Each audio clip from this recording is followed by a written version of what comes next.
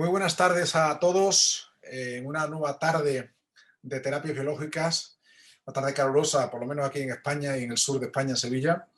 Y bueno, es para mí un honor y un privilegio presentar ya lo que es la quinta charla magistral en este ciclo que desde el Grupo Español de Estudio de Terapias Biológicas dentro de la SETRADE estamos organizando con mucho éxito, con mucha afluencia, no solo de la comunidad española, sino de toda la comunidad latinoamericana, en Sudamérica, en Centroamérica, que además con una gran participación, y me encanta luego la discusión y la participación en preguntas que tenemos, que yo creo que es como decimos aquí, la chicha de este seminario, ¿no? El poder luego compartir, el poder luego hacer preguntas, establecer dudas que tengamos y, en definitiva, pues sacarle partido a estos seminarios online, ¿no? El mundo se nos ha hecho pequeño, ¿verdad? Ya podemos estar en contacto todos, casi como si estuviéramos al lado. Bueno, pues nada más y nada menos que llevamos ya cuatro charlas, una al mes.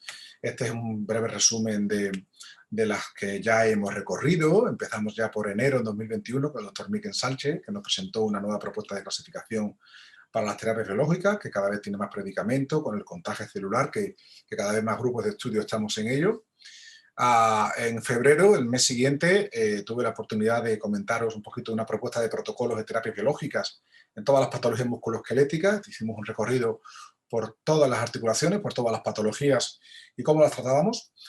La tercera charla fue una charla más, digamos, médico-legal, sobre toda la normativa y la legislación actual sobre el uso clínico de terapias biológicas, y contamos con la inestimable colaboración de la doctora Sol Ruiz Antúnez de la Agencia Española de Medicamentos, que fue una charla muy interesante, que por cierto todas estas reuniones están grabadas en abierto a través de la página web de la SETRADE, la Sociedad Española de Traumatología Deportiva, y podéis acceder por el canal de YouTube y en la página web, están libres.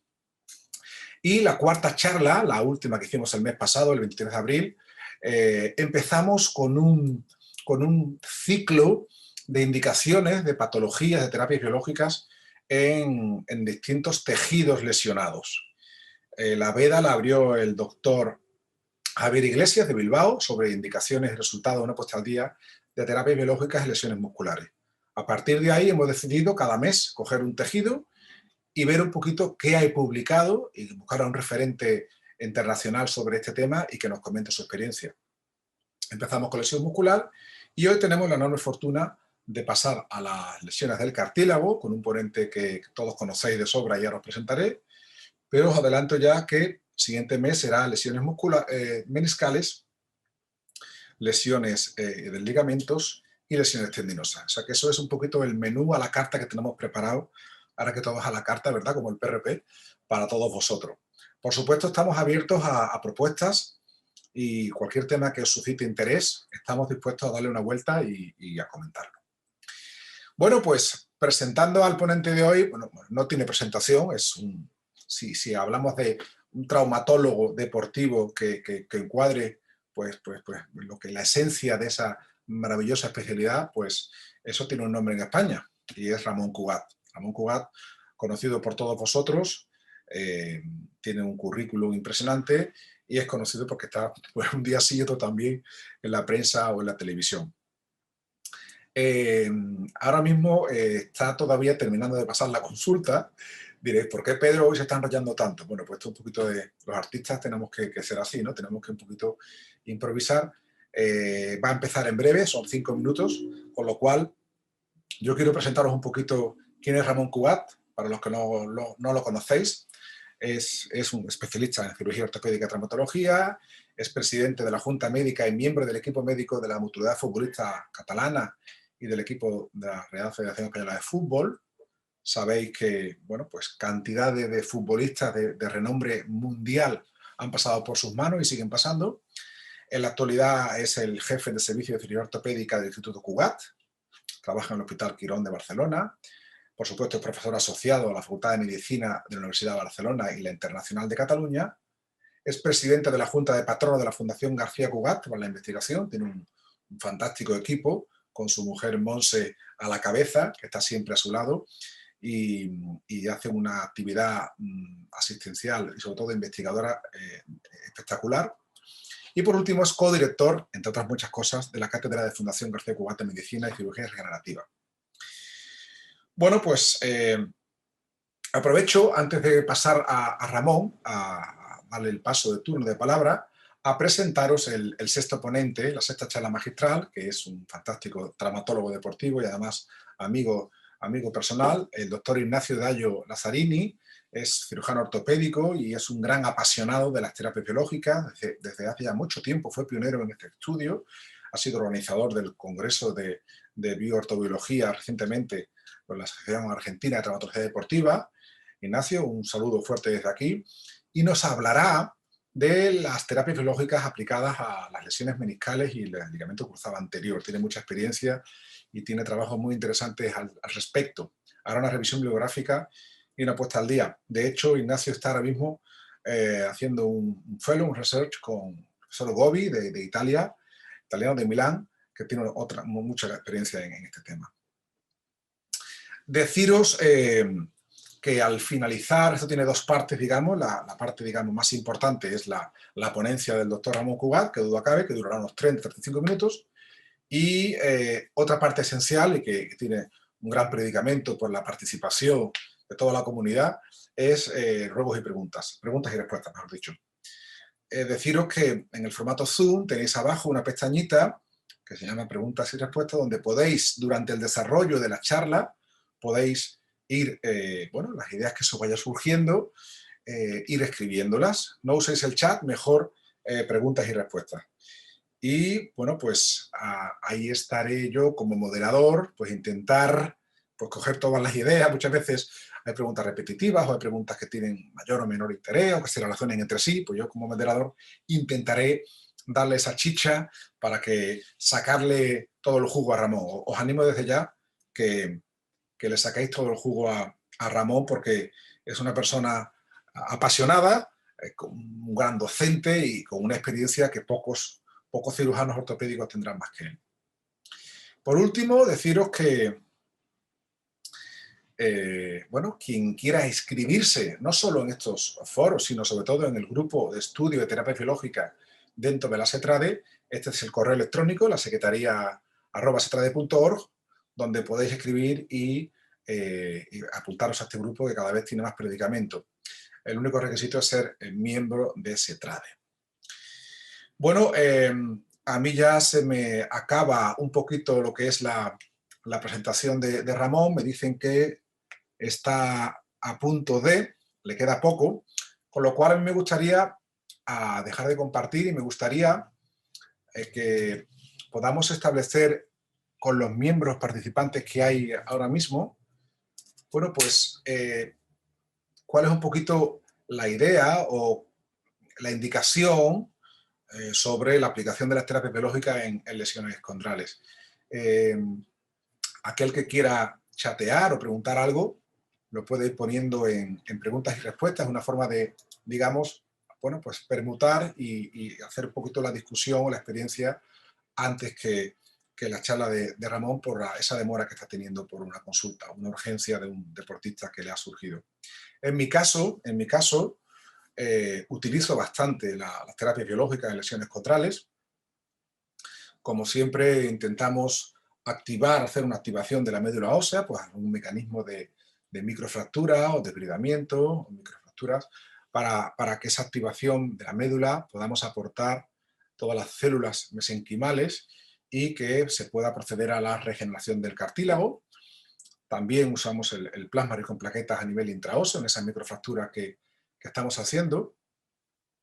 Y también, por supuesto, en ocasiones usamos productos como el chitosan, como el cargel, que nos va a permitir mezclarla con la sangre del paciente y utilizar esa lesión condral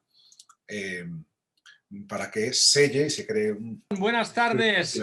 Hombre, don Ramón, buenas tardes. No oigo nada, no oigo. Me estaba quedando ya sin argumentos, ¿eh? No, perdón, que tengo un compromiso aquí, un problema, ¿eh? Pero bueno. Respira hondo, son las 5:15, solo ha sido una demora pequeñita. Oye, muchas gracias, antes que nada, Pedro, por esta invitación, ¿eh? que, bueno, me encanta, ya lo veréis, lo que estamos haciendo hoy en día en las lesiones de cartílago, porque estas han ido evolucionando y creo que cada día pues van evolucionando más. Y lo que voy a hablar soy yo, pero como veréis, hay mucha gente trabajando en este grupo. Esta es nuestra disclosure. Y aquí, como veis, hay un grupo de personas que no todos son médicos. Veis que aquí pues hay estas 5 universidades de España de veterinaria. Hay muchos veterinarios, aquí hay gente especializada en el microscopio electrónico, en el óptico, en la bioquímica, etc. Hay un grupo de investigación y comunicación, hay enfermería, rehabilitadores, etcétera, etcétera, etcétera. O sea que vais a ver que estaremos todos juntos hoy, hablando de esto que ponemos aquí, del cartílago. Porque el cartílago ha sido un enigma durante muchos años, desde que William Hunter nos dijo que cuando se lesionaba un cartílago ya no se podía recuperar. Esto nos lo dijo en 1743. Y curiosamente nos encontramos con el doctor Fischig. Diríamos que este ha sido el padre de la cirugía norteamericana, que ya en el 1827 nos hablaba de qué pasaba en las artrosis, que cuando había, veis este anagrama que hay aquí en la derecha, cuando hay estas cargas, que hay estas microfracturas trabeculares, que hay esta remodelación ósea, esta rigidez que da el hueso y que luego pues ese estrés pasa al cartílago articular, se rompe el cartílago y pues ya tenemos una degeneración articular. Y habéis visto, Paget también, hay mucha gente que ha trabajado como Burman, Magnusson, Preedy, Ficat, en fin, Lanny Johnson, etcétera, etcétera, que todos pues han trabajado mucho en el cartílago y pues bueno, vamos obteniendo cada vez parece que algunas mejoras. ¿Qué técnicas se han hecho para estimular la médula ósea? Que nos proporcionen un aumento de tejido cartilaginoso. Pues las microperforaciones de Preedy que empezaron, luego Steadman, etcétera, etcétera. La abrasión esta de Lanny Johnson, las microfracturas, como decíamos, de Dick Steadman. Y luego pues ya empieza una nueva era con la implantación de los condrocitos autólogos, con Mats Bridberg y Carlson en Suecia. Y aquí ponemos ahí otro que es el profesor Mitsuochi, que también hizo, yo creo que un gran adelanto, que nos empezó a hablar de que las células mesenquimales lo que podían hacer a través de estos campos magnéticos, poderlas llevar a la zona de lesión, que era algo diferente que cuando se tiraba una inyección de células mesenquimales dentro de la rodilla. Y vamos progresando. Un poquito, un ligero recuerdo del cartílago hialino, porque hay, diríamos que hay una célula, que es el condrocito, y que hay una matriz extracelular que pues contiene toda esta gente de proteoglicanos, condroitin sulfato, en fin, los agreganes, toda esta gama de glucoproteínas. Y esto, ¿qué nos pasa? Que realmente cuando nosotros utilizamos un elemento como son los factores de crecimiento que veremos a continuación, estos factores no actúan de una forma, diríamos, individual. Actúan como si fuese una orquesta. Y a más, estos factores de crecimiento trabajan de una forma sinérgica y aumenta la matriz, la síntesis de la matriz del cartílago a través de las BMP, que no deja de ser una de las familias que tiene el TGβ, el Insulin Growth Factor, el 1, el fibroblasto, etcétera, etcétera. Todos estos regulan su propia función y además la expresión de otros genes. En la medicina regenerativa tenemos que tener presente los pilares. Estos pilares son las células, los scaffolds y las moléculas señalizadoras.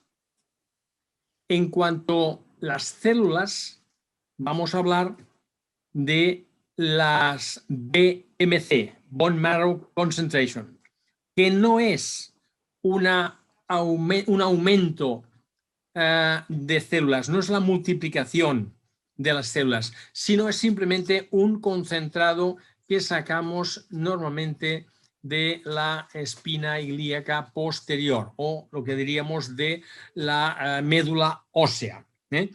Para utilizar esto, ante los efectos condrales, normalmente tenemos que hacer una técnica que es quirúrgica, no podemos hacerlo en el despacho. Es una técnica que es más compleja, por ser, ya digo, tener que ir al quirófano.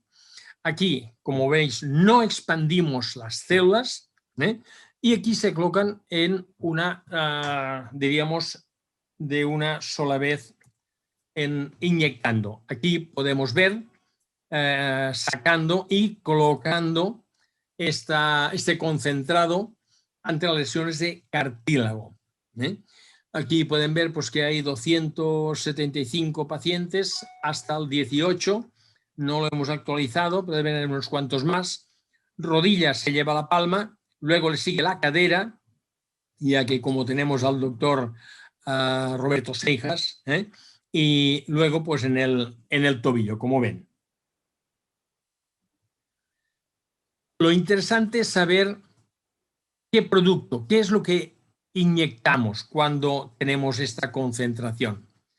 Para esto siempre nos dicen, bueno, es que los factores que inyectamos, las células, cuántas ponemos, en fin, pues todo esto, aquí como pueden ver en la médula ósea, en la primera línea, cuántas, el volumen, el número de células, la viabilidad, etcétera, etcétera, etcétera.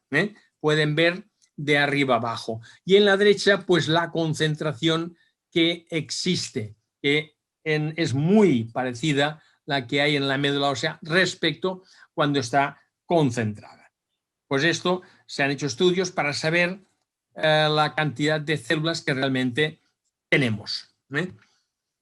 En cuanto aquí se ha hecho este estudio y ¿qué se ha visto? ¿Qué pasa con el dolor? El movimiento, pues parece que esto mejora. La recuperación pues parece más fácil. En la resonancia nuclear magnética, cuando miramos aquí, no hay diferencia entre antes y después del tratamiento. La cosa quizá más relevante es que no hay problemas, no hay estos efectos adversos. Y como decíamos, la metodología es un solo paso en la cirugía y es reproducible. Y que la concentración de células no es significativamente diferente entre la médula ósea y el concentrado, como ya hemos visto antes. Y que los resultados son muy malos en pacientes que no estén bien alineados. Y luego, pues bueno, nos hemos basado de la tensiomiografía para ver realmente cómo actúa la contracción de la fibra muscular cuando se han utilizado estas células. Y vamos al otro pilar, que ya no es la célula, sino que diríamos que son los scaffolds y las moléculas señalizadoras. En este caso tenemos como son los factores de crecimiento, que no dejan de ser unas moléculas señalizadoras que regulan una variedad de funciones celulares, como el crecimiento celular, la proliferación, la migración y la diferenciación. Aquí podríamos recordar que el nombre de PRP que se le ha dado es un nombre genérico y esto nos ha creado muchas confusiones en los últimos 20-25 años trabajando en estos factores o en el PRP. De aquí que llegó el doctor Anitua y nos describe el PRGF en DORET. ¿Y qué es diferente? Pues que realmente nos dice que hay un pequeño volumen de sangre para una rodilla, pues sacando unos 20 prácticamente tiene suficiente, que hay plaquetas, hay plasma, pero no hay células blancas, no hay el producto inflamatorio de las células blancas, de los leucos, linfos, etcétera, etcétera. No hay células rojas y que el concentrado se aumenta el número de plaquetas de 2 veces a 2,5 el número de plaquetas que tenemos nosotros en sangre y que todo ello está activado con cloruro cálcico.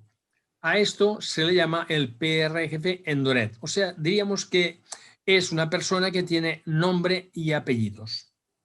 Para ello, pues vemos que podemos sacar estas 5 fórmulas cuando tenemos en fase líquida, cuando ya lo hemos activado, pinchando aquí ese tobillo, luego lo podemos tener en esta forma de coágulo, luego tenemos la malla y el producto que nos queda de la malla, este sobrenadante que tiene una gran cantidad de factores de crecimiento que son todos los que ha expulsado esta malla en la fase de coagulación y ya de membrana de fibrina.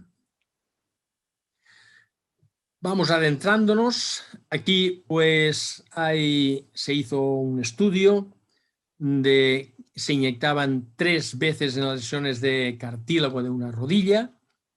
En el despacho no se iba a quirófano porque esto en forma ambulatoria se puede pinchar teniendo cuidado.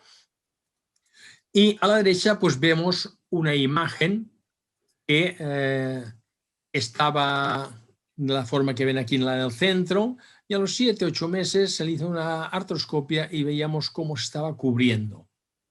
Y a la derecha podemos ver un poco lo que es la anatomía. Realmente, aunque aquí pues, aún se ve bastante tejido fibroso, porque lo que nos interesa es tener realmente el cartílago simplemente con colágeno de tipo 2 y no 1, que es el que nos da el fibrocartílago. Otra manera de utilizarlo, que ya sabéis que el grupo de Anitua y Miquel Sánchez pues han hecho estudios, la inyección dentro del hueso. Esto normalmente tiene que ser en quirófano porque es doloroso y tiene que haber una sedación y el control fluoroscópico. Y aquí pues repetimos un poquito el porqué de estas inyecciones. Porque realmente en el 1827 el doctor Fischig ya explicaba todo este problema. Realmente, ¿qué sucede? Que hay una alteración del hueso subcondral de acorde con toda esta gama, esta cascada, hasta llegar a la degeneración del cartílago. Y, pues bueno, también es otra forma de actuar dentro del hueso y en la articulación. Y vemos que hay mejor resultado que no solamente inyectando dentro de la articulación. Entre los scaffolds vamos a hablar del quizá el que más nos va a llevar esta tarde, que es la matriz tridimensional de, como hemos visto antes, de los factores de crecimiento. Y células autólogas, pero no células madre. Y esta para el cartílago es realmente el que vemos que nos da mejores resultados. Es un poco más compleja, pero cuando hay lesiones de cartílago, sobre todo fracturas de cartílago más que degeneraciones, es cuando utilizamos y sacamos los mejores resultados. ¿Qué nos sucede cuando realmente este tejido, como es el factor de crecimiento líquido, lo inyectamos, nos pasa a gel y nos queda como un scaffold, como un carrier biológico que medía en la reparación de los tejidos? Podríamos ver que cuando lo inyectamos, a ver si esto, si hay, no hay, ¿No se puede? Aquí, sí. Aquí podemos ver que cuando la plaqueta... Uy, ya está. Cuando la plaqueta se degranula, a ver, aquí, hay factores que quedan libres y hay otros factores que quedan en la malla. Pues bien, estos actuarán directamente en el alrededor de membrana, activando de forma autocrina, pueden hacer... Perdón, que toco esto y aquí se me va rápidamente. Bueno, hay dos formas y aquí vemos la siguiente. Si lo vemos, si logro... Marca aquí, a ver. Hay dos formas. Una que hemos dicho y la otra que viene de la malla de fibrina, que tiene una acción pues similar, haciendo esta biosíntesis y esta modulación y activación de las células. Bueno, vamos a pasar.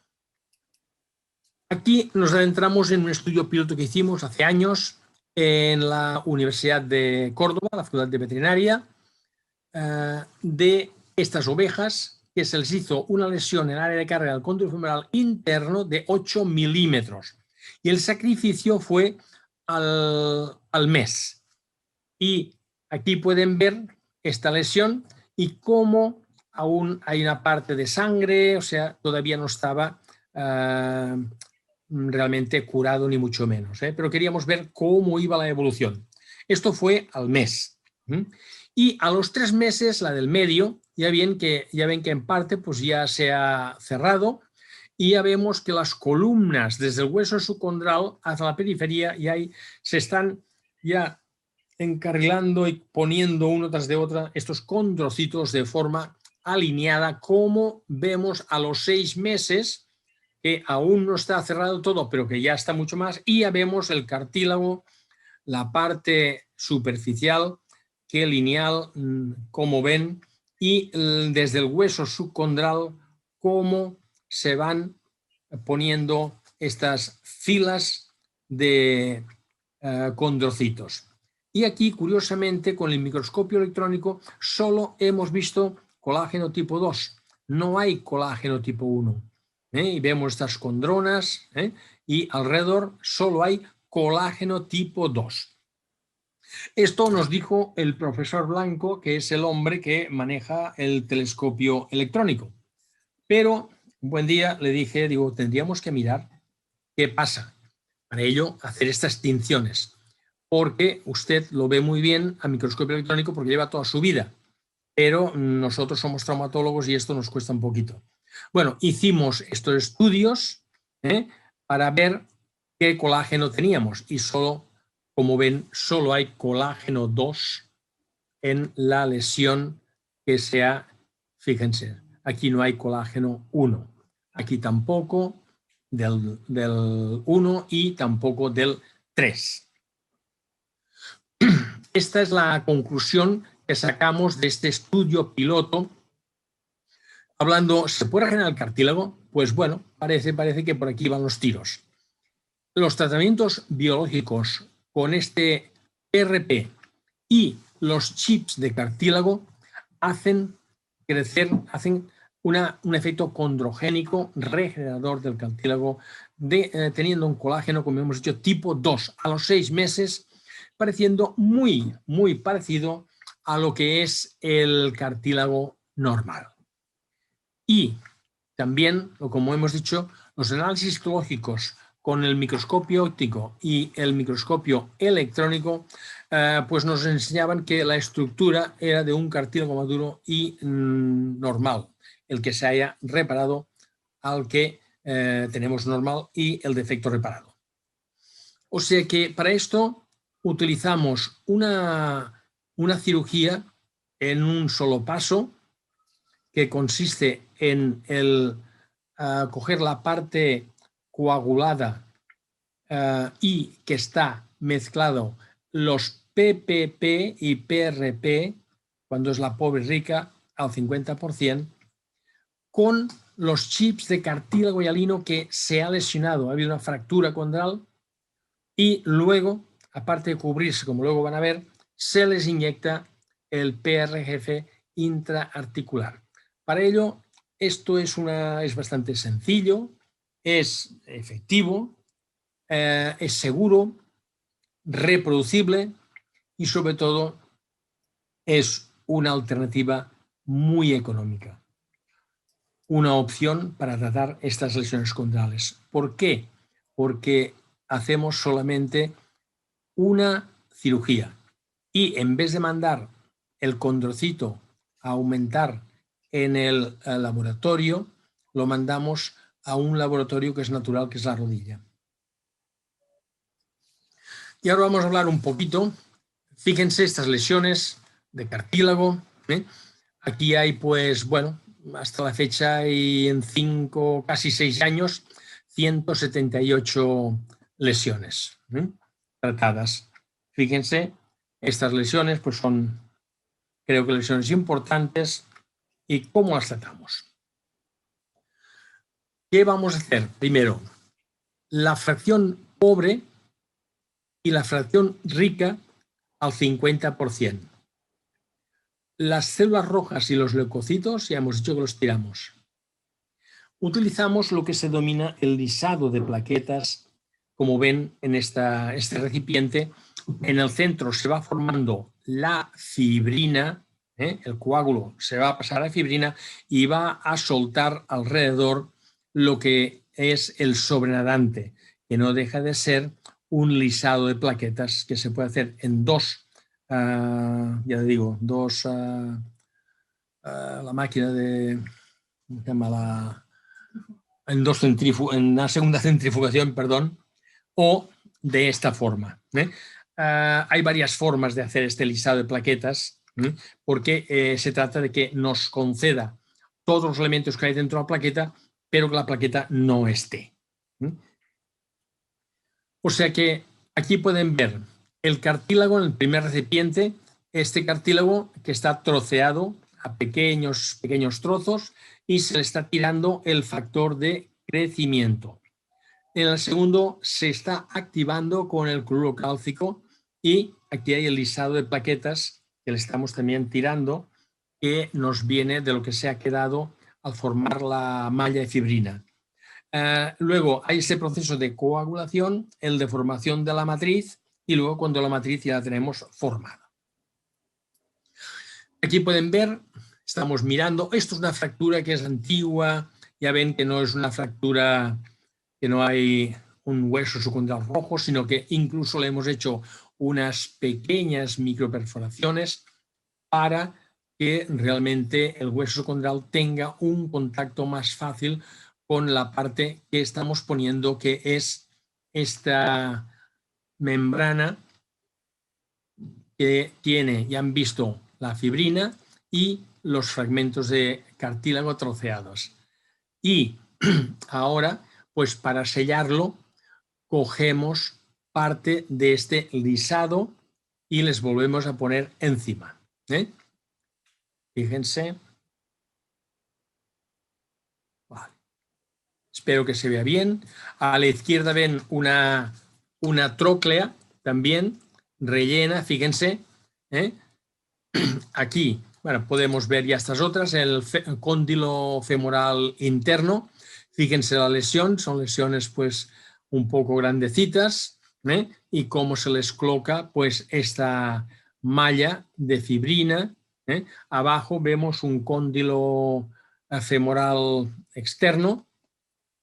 Esta es una lesión de un futbolista, es una lesión aguda, y ven las medidas que hay y fíjense cómo les queda pues de recubierto toda esta lesión y con la aguja arriba ya tirando pues esta fibrina que está líquida pero que coagula con gran facilidad porque está activada para cubrir y sellar, diríamos, esta malla. Aquí podemos ver arriba el proceso de una rótula, fíjense, y cómo se les llena. Abajo pues esta tróclea. Y aquí una osteocondritis disecante de astrágalo, pueden ver, hasta el momento, y aquí la gracia que siempre nos quede cubierto, que no sobresalga, que quede bien enterrado, y aquí ya ven que la tibia va moldeando muy bien esta malla que hemos puesto en el astrágalo. Aquí esta es una foto del doctor Roberto Seijas, que es una cadera, ¿ve? Las rodillas siempre las colocamos mediante abertura, mediante artrotomía. Esta en la cadera no. Se pone con una cánula y luego pues con esta espátula ven cómo el doctor Seijas lo que hace es colocarla y adaptarla bien. Aquí vemos al doctor Alentor. Esto, fíjense, es esta lesión osteocondral de la paleta humeral, y fíjense abajo cómo la ha limpiado y cómo la rellena. O sea, esto lo podemos aplicar, como pueden ver, en cualquier articulación del cuerpo humano. Aquí vamos a ver un caso de un jugador de fútbol profesional, 27 años. Fíjense la lesión que ha creado. Hizo como una luxación, que no llegó a luxarse, una subluxación, un giving way rápido de rótula, y la lesión que hizo. Y bueno, pues se le colocó toda esta malla, como ven, se la recubrió con factores de crecimiento, y fíjense a los 2 meses y medio cómo estaba. Fíjense el cartílago, se puede ir fijando. La zona que se rompió es la zona central de la rótula, y aquí a los 7 meses el mismo caso. Y bueno, pues gracias a Dios sigue jugando. Son casos que ya saben que en el mundo del deporte pues nos puede crear problemas. Pero bueno, gracias a Dios pues siguió jugando. Porque una rara habilidad es lo que realmente les quita mucho el dolor, el factor de crecimiento. Fíjense, este es otro caso. Fíjense en la tróclea y fíjense en la rótula, la lesión que hay. Que son estas que a veces pues, son imágenes en beso. Fíjense, a su izquierda tienen aquí la lesión y a la derecha 5 meses de postoperatorio. Esto es otro jugador, esta lesión traumática en un giro, una rotación. Fíjense la lesión y también aquí cómo quedó en el área, ya ven que es el área de carga del cóndilo femoral medial, y aquí pues pueden ver a los 5 meses del posoperatorio.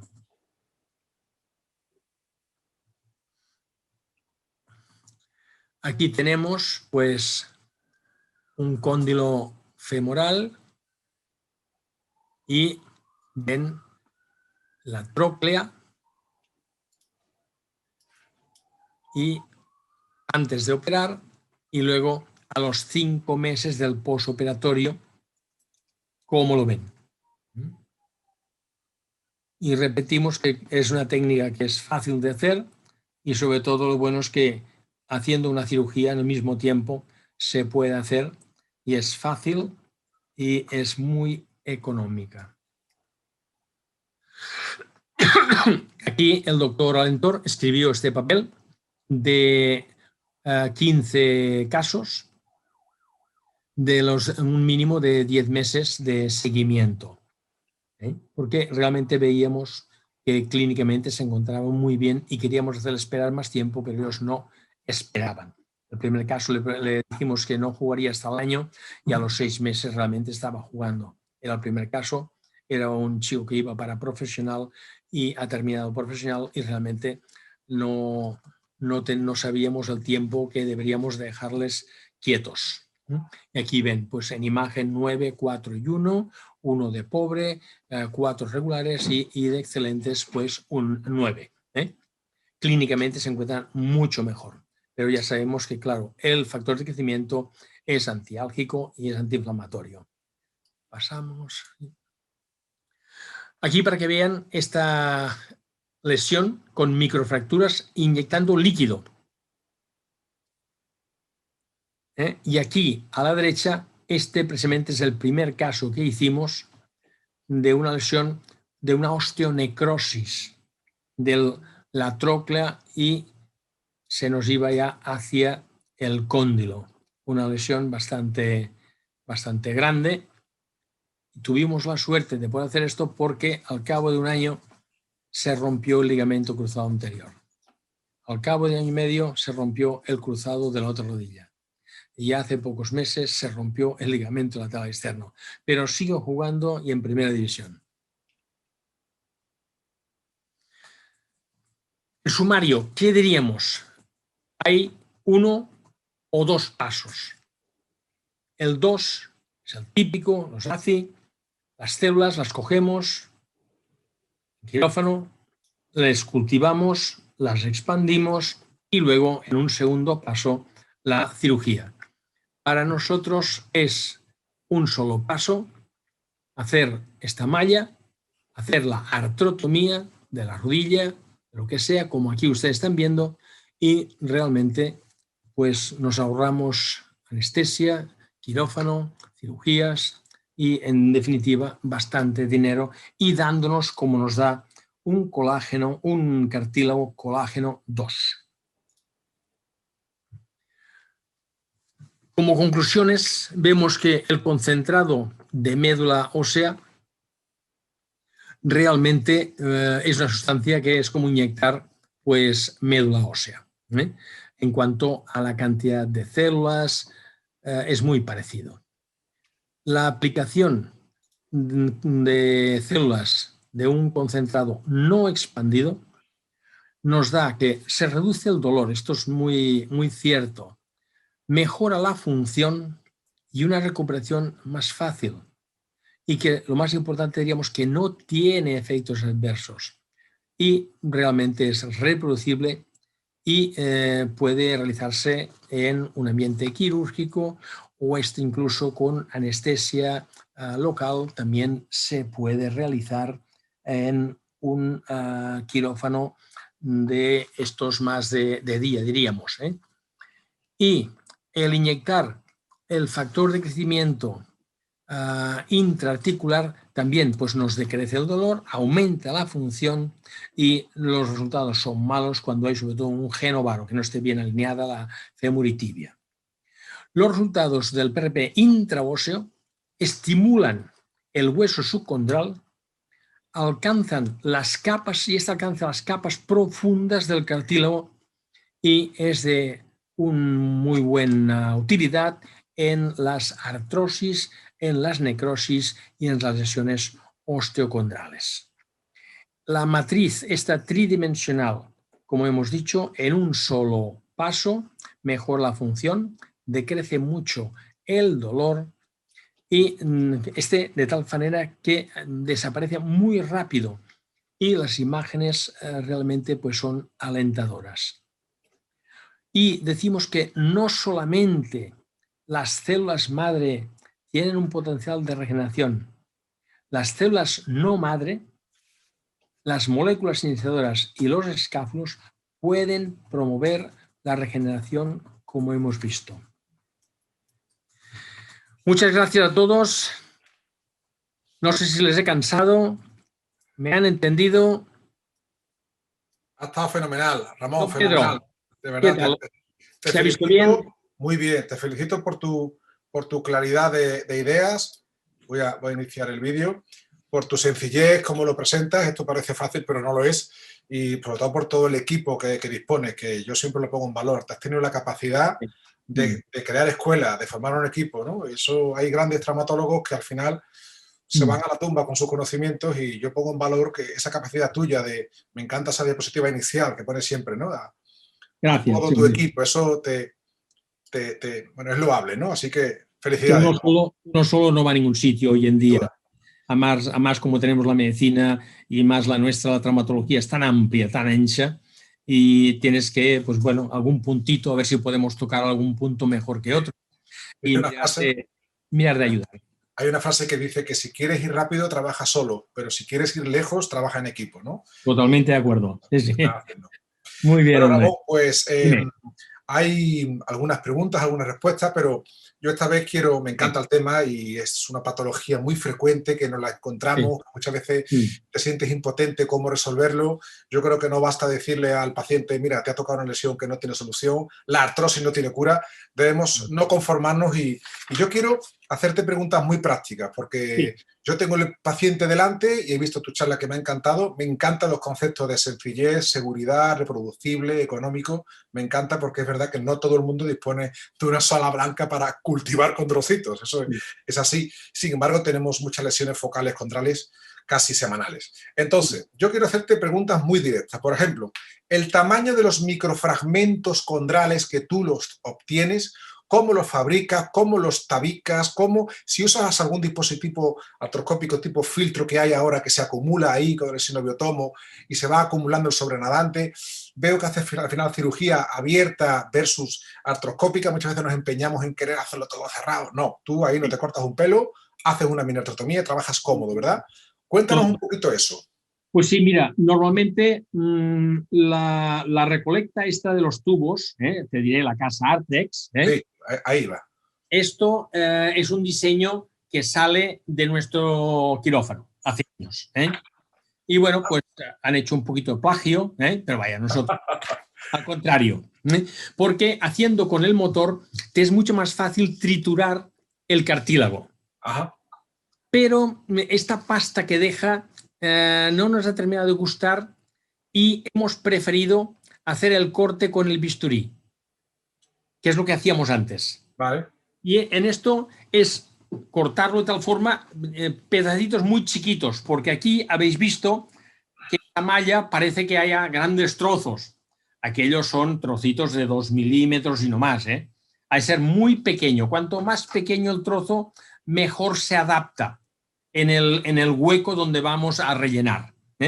Entonces, ¿cómo lo ponemos esto? Normalmente cogemos normales 4 centímetros cúbicos de la fracción 1 y 4 de la 2. Lo mezclamos, le ponemos, lo inyectamos encima de la vasija que tenemos, el recipiente, que hay los trocitos, que es como un polvo de coco, Sí. que el coco de La Habana, que se come sin gana, pues trocearlo de esta forma. Y se activa. Y cuando tú lo activas con glúo cálcico, lo vas dejando, y aquello va pasando a un gel y, claro, este gel es una gelatina y aquí se va haciendo cada vez más fibrina. Y en el momento de gel lo tenemos que, cuando está pasando fibrina, es cuando lo aplicamos. Porque si lo aplicamos cuando ya está muy duro, no se adhiere bien. Vale. Parece que ni el vitronectin ni el fibronectin, estas, diríamos, proteínas bioactivas y adhesivas, no tienen tanta facilidad de adherirse y entonces nos puede caer la malla. Vale.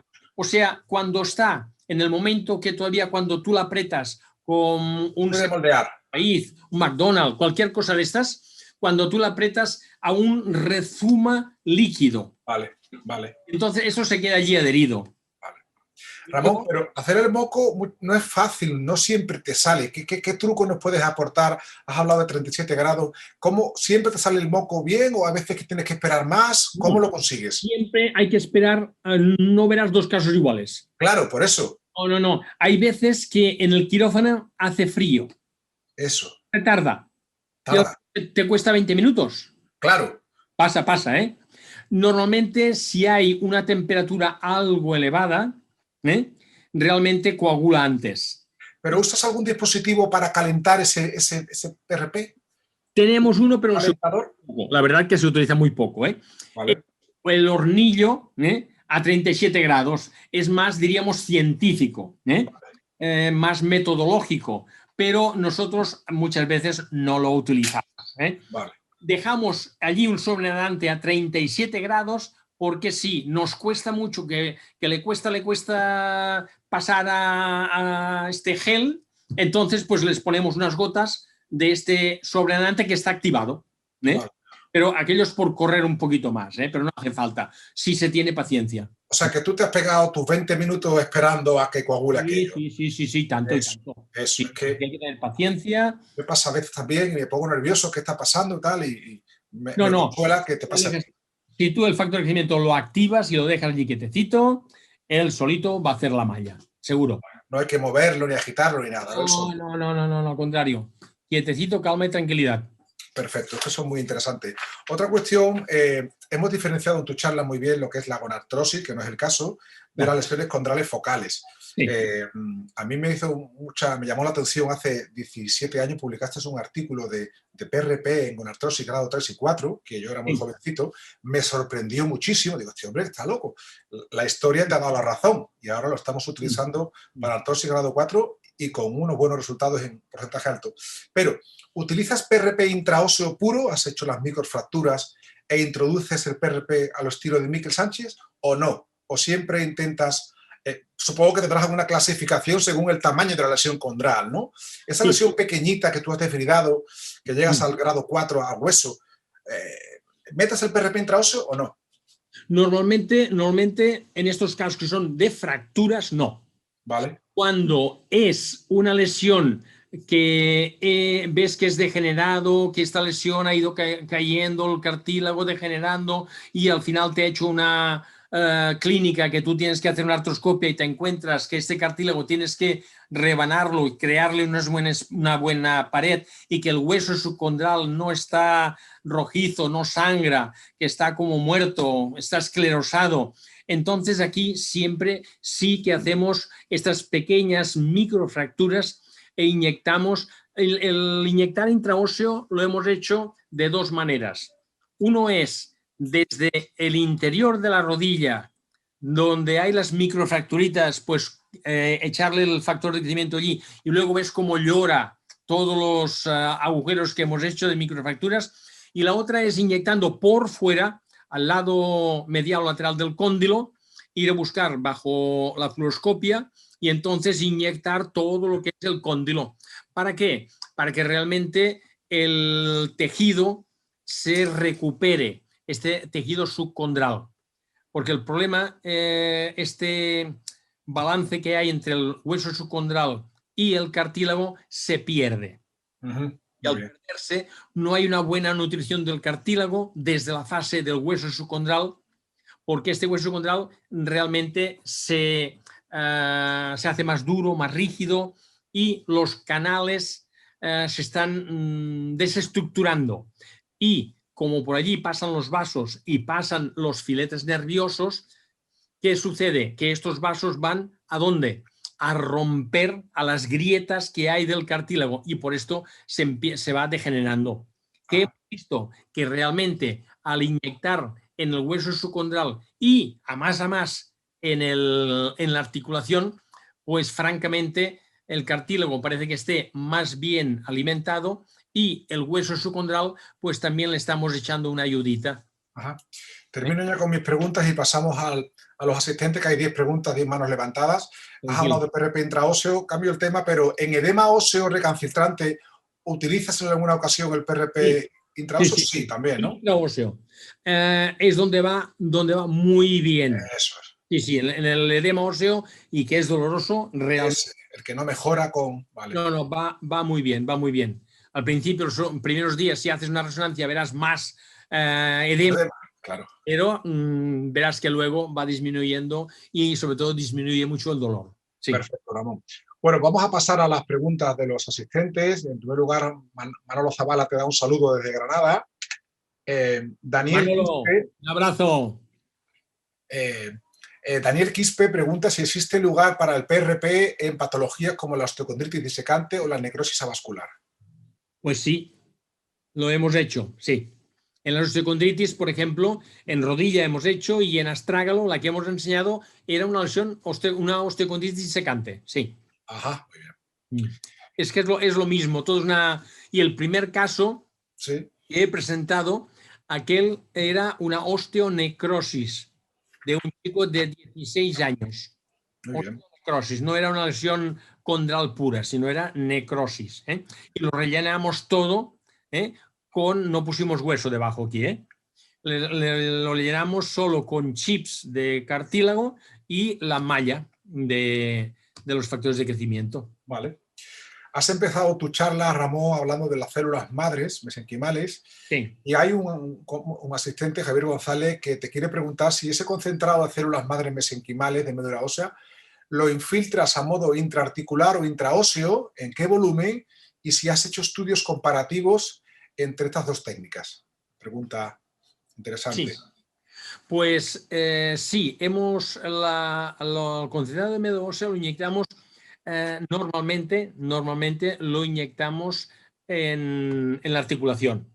Pero también la hemos inyectado a nivel intraóseo, por ejemplo, en una osteonecrosis de la cúpula astragalina. También lo hemos hecho. Aquí hemos utilizado dos cosas, las células de los factores. Y debido no a un conocimiento científico, pero sí a una noción clínica, diría, porque lo que hemos venido leyendo todos, es que la célula actúa de una forma que no es muy bien conocida. Sin embargo, el factor de crecimiento suele activar las células por varios mecanismos, ya sea el paracrino, el autocrino, el endocrino, que es muy pobre, o ya sea a través de proteínas quimiotácticas a distancia. Y sabiendo que los factores nos pueden estimular las células, pues, ¿qué hemos hecho en estos casos más graves? Inyectar factores y células. Y realmente yo creo que va algo mejor. Has combinado las dos cosas, ¿verdad? Exacto. Combinarlas, la verdad, nos ha gustado, pero solo en casos muy puntuales que hemos visto aquellas necrosis y dices, ay. Y realmente, cuando vamos a quirófano, si hay una anestesia por en medio, aprovechamos el concentrado de células, porque los factores los podemos realizar más fácil a nivel intraarticular en el servicio. No hace falta dentro del quirófano, no falta ir al quirófano, el despacho lo podemos hacer. Muy bien. Pues hablando de eso mismo, Óscar Prunera pregunta si esa cirugía en la que has aplicado los factores de crecimiento plaquetario con el cartílago, si luego en el office a las 2 semanas y a las 4 completas el protocolo de Miquel Sánchez con terapia de infiltración en la consulta. Sí. Siempre, normalmente estos casos pues siempre les ponemos un par más tranquilamente, les ponemos, sí. Más que nada para ir reforzando, y también normalmente la resonancia nos va diciendo qué tal va y sobre todo el paciente, cómo se encuentra de dolor, que esto es la parte clínica. Hay unos que hacemos y hay otros que pues no precisan tanto, que se encuentran bien y no quieren. Vale. Tenemos otras dos preguntas de Óscar, pero se salen un poco del tema, rehabilitación del ligamento cruzado, ¿no? Y el tema de cómo afecta la alimentación del paciente para obtener los mejores factores de crecimiento previo a una cirugía. ¿Le das importancia a la alimentación o no? Mira, no lo hemos comprobado nunca esto. Yo creo que si te alimentas bien, pues bueno, en sangre vas a tener más, no sé, más hematíes. Yo creo que... Menos lípidos. Yo creo que en esto puede ayudar. Puede, pero esto no lo hemos estudiado. No. En relación con esto, yo sí he percibido pacientes que tienen una hiperlipidemia familiar, hipertrigliceridemia, que el suero, el plasma sale mucho más blanquecino, más lechoso, ¿no? Lechoso, exacto. He diagnosticado alguna enfermedad del colesterol gracias a esto. Bien, Sí. Daniel Quispe pregunta ¿cuál es el tiempo aproximado de retorno a la actividad competitiva en el fútbol tras el tratamiento con los chips de cartílagos y PRP? Ramón. Buena pregunta. Yo siempre digo que al principio les decía 1 año, porque no tenía ni idea. La cosa es esta, no sabíamos nada sobre esto. Y bueno, poquito a poco, en estos 5 años, ahora 6 en julio, nos hemos ido, porque teníamos un problema. Las ovejas, cuando tú las operas, las anestesias y al despertar de la anestesia ellas comen y andan. No podíamos ponerle muletas ni nada para que no apoyasen. Y precisamente la lesión la hacíamos en el área de carga, que nos hemos preguntado, oye, ¿les dejamos tanto tiempo parados, unas 6 semanas que toquen poquito a poco en las áreas de carga y quizá 4 solamente cuando es una zona de deslizamiento como la femur patelar? Pues no lo hemos intentado para no tener problemas, pero sí que cada vez hemos ido apretando más. El promedio entre 7 y 8 meses es un tiempo prudencial para volver al deporte. Primero que hicimos, a los 6 meses estaba jugando. Esta osteonecrosis que han visto. Muy bien. Pero normalmente yo siempre doy largas, porque siempre me habían dicho que los implantes de condrocitos, jugar en plan profesional, era 1 año y medio como mínimo, 1 año y medio. Y ya digo, nosotros les dije 1 año y realmente pues poquitos cumplen de estos 100 y pico que hay, 170, 80, pues poquitos hay que han llegado a estar, creo, 1 año. Aprovecho para preguntarte, ¿has tenido algún caso de que ese relleno haya caído como un flap, se haya descolgado, se haya no insertado? ¿No de momento no, de momento no. No, ¿no? Pero espero que no. Una cosa, en el quirófano sí. Vale. En el quirófano sí. ¿Por qué? Porque cuando terminamos, antes con la artrotomía, venga, va, dobla, estira, lo miramos, y a veces, pues supongo que lo habremos hecho un poquito demasiado rápido, venga, y clac, nos ha caído, sí. Luego es cuestión de volver a adaptar, darle las gotitas para hacer la fijación y punto, pero no hemos visto de momento ninguna que nos haya caído. Ajá. Algún día la veremos, seguro, porque que no caigan no me lo creo. Claro. Alguna nos puede pasar cosas, seguro. Bueno, y pregunta obligada, Ramón, yo te he visto muchas charlas a ti y a tu equipo en la utilización de otro sistema para las lesiones contractuales del cartílago, el Chitosan, el BSP Cargel. ¿Esto sustituye a ese producto? ¿Es complementario? ¿Cuándo eliges uno, cuándo eliges otro? ¿De qué depende? Porque no lo has mencionado. Exacto, mira, hemos hecho todo esto, los hemos utilizado, las casas comerciales, pues oye, mira, podrías utilizar esto, sí, pero ¿qué resulta? ¿Qué pasa? Ya vamos a la economía. Sí, es caro. Mira, esto tú haces una artroscopia y a mí me ha pasado, va, que este menisco tal cual, bueno, venga, y ni me he mirado, como alguien dice, la resonancia. Vas al quirófano y dices, sí, este menisco está roto, pero oye, hay una lesión condral que no habíamos visto. Muy frecuente, muy frecuente. Esto a mí me ha pasado, Entonces, ¿qué pasa si no tenemos el Chitosan? Si no tenemos, oye, le decimos al instrumentista, oye, o al anestesista, saca sangre. Y mientras estamos arreglando el menisco, oye, pon la centrífuga. Allí todo el mundo sabe hacer ir la centrífuga, aunque tenemos 3 personas especializadas en ello. Claro. Y rápidamente te hacen la centrifugación, se activa, los trozos de cartílago los hemos sacado en la rodilla, los hemos dejado en la mesa y se trituran bien y, oye, durará media hora más, quizá, pero hemos arreglado lo que queríamos del menisco que teníamos claro y lo que realmente no habíamos visto, que era la lesión de cartílago.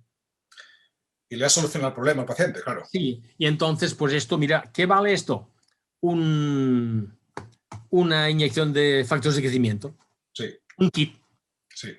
Claro, no es lo que vale todo lo demás, ya sea los cultivos, son 2 cirugías, estas cosas.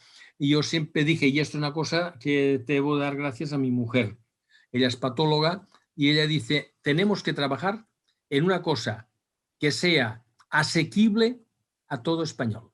Correcto, muy buena frase. Que sea asequible. Claro. Porque una cosa que sea asequible para los grandes bolsillos, esto no sirve para la sanidad. Bueno, es de mi mujer, no es mía, no es mía, es de mi mujer. Muy, muy aguda, como siempre. Bueno, sí. ¿Y qué te dice tu amigo Pedro Guillén al respecto de tu comentario? Porque claro, él es un defensor al máximo de los cultivos de condrocitos, del ASI, del MACI, y ahora venir tú con esta teoría tan sencilla, tan segura, tan económica, cimbrea un poco los conocimientos, porque al final los resultados parece que son muy similares, ¿no? Sí, sí, sí. Mira, el condrocito, yo no tengo experiencia, pero sí que gente que ha hecho me ha hablado que el condrocito, cuando tú le expones a estas multiplicaciones tan rápidas, pues parece que me han dicho, oye, es que aquí se inyectan no condrocitos, sino fibrocondrocitos. Yo no lo sé esto, pero me lo han explicado. Yo no tengo experiencia de ACI, lo digo, ni de MACI. Pero por esto nosotros, yo hablé un día, Mats Vidbres, somos amigos desde hace muchos años, y un día le dije, digo, mira, es que esto yo no puedo aplicar porque es muy caro en nuestro bolsillo. Y dice, ¿en el español es caro? Dice, sí es caro en el nuestro, en Suecia.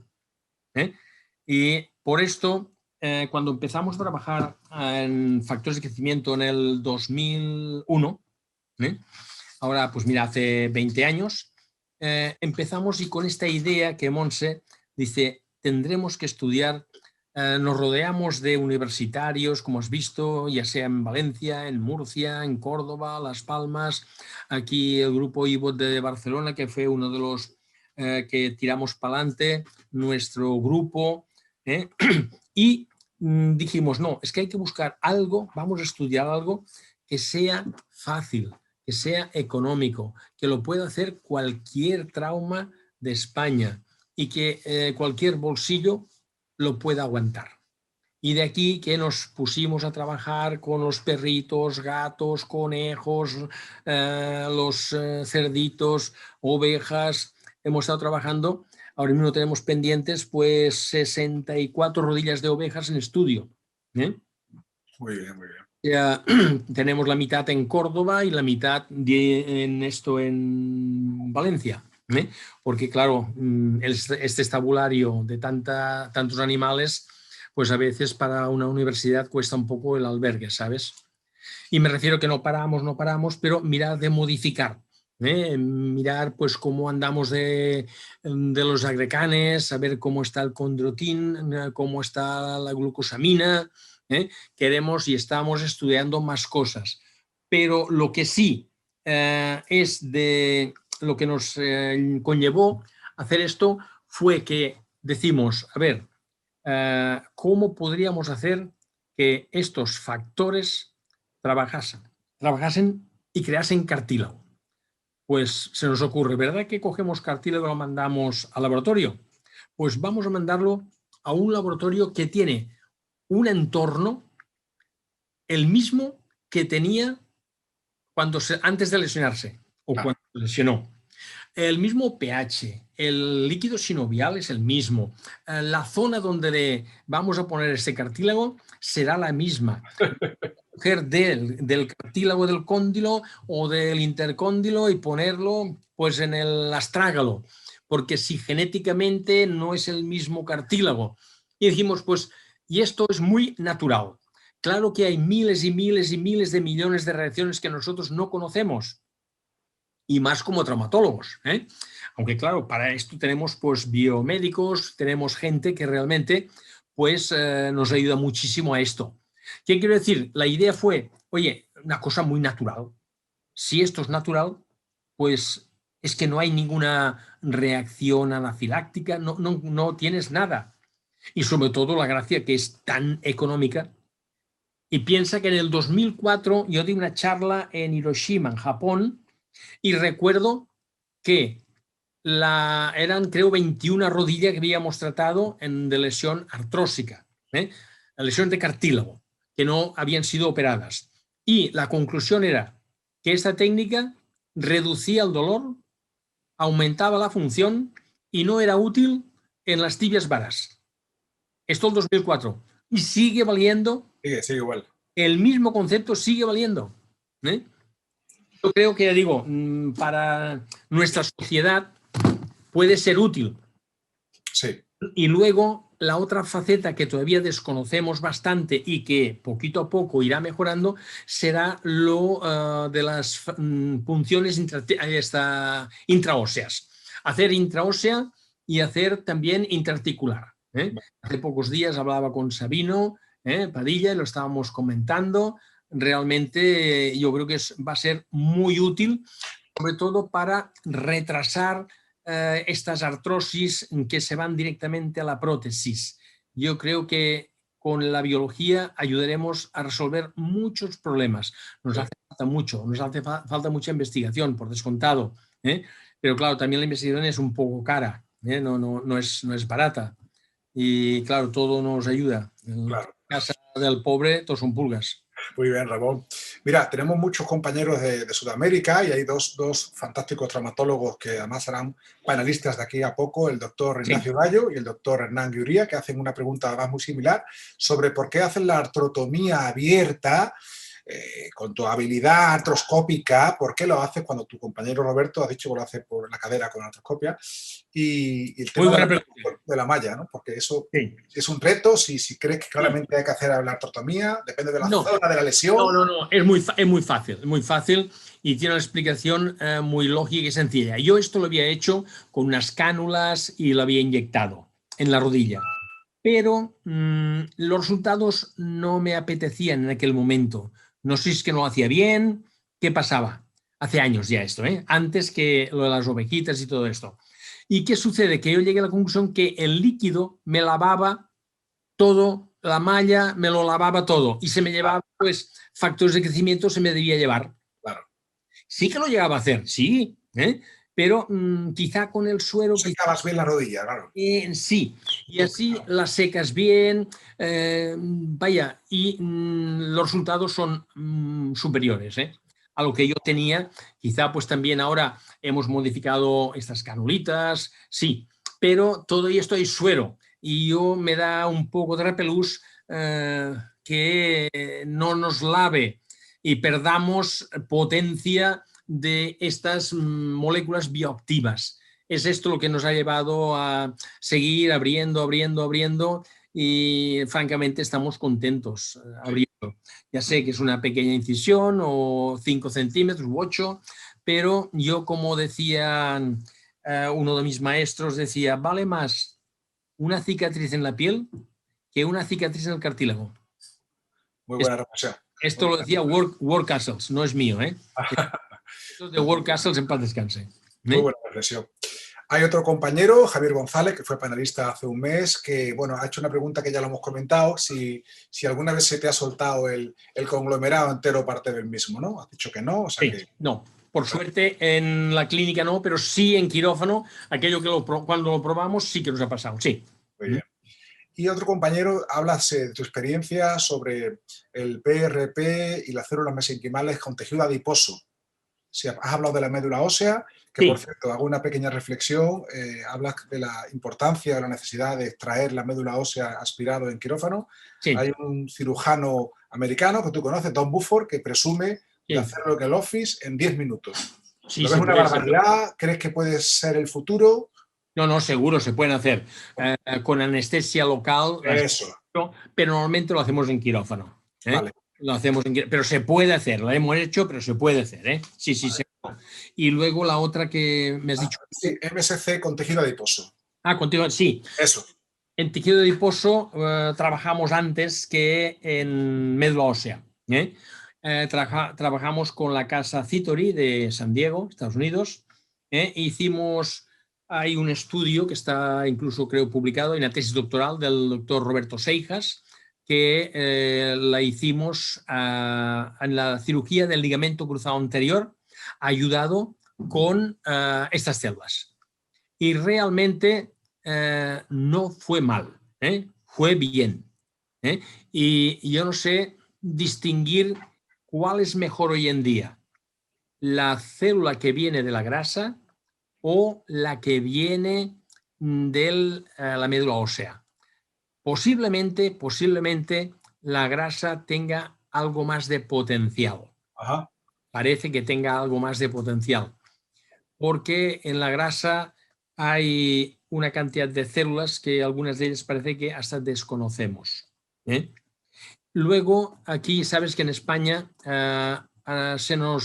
hicimos una petición a la Agencia Nacional del Medicamento y le presentamos el trabajo que íbamos a hacer esto ya hace pues bien quizá más de 10 años, con esta tesis en tejido, ya digo, tejido adiposo, pero era usando la colagenasa. Y la colagenasa no está nada bien vista a nivel mundial. E incluso en Estados Unidos, que yo sepa, aún no se ha autorizado el utilizar la colagenasa para que no hiciésemos daño. La verdad, nosotros nos pasó, lo hicimos bien, no tuvimos ningún problema. Al contrario, tuvimos una situación muy curiosa de un chico que le operamos el cruzado y él, bueno, volvía a jugar, tal cual, y un día, pum, se lo rompió. Al cabo de un año y algo, creo que fue, se rompió el cruzado. Pero le habíamos hecho una meniscectomía parcial. Incluso un reborde lo habíamos cosido del menisco externo. Y al hacer la artroscopia por la rotura del ligamento cruzado, nos dimos cuenta que el que se había regenerado era el menisco externo. Qué bueno.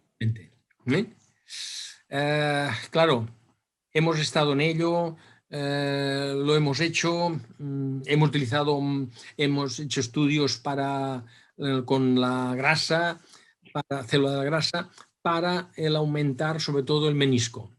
Pero cuando realmente no hay una buena vascularización, lo vemos un cierto difícil.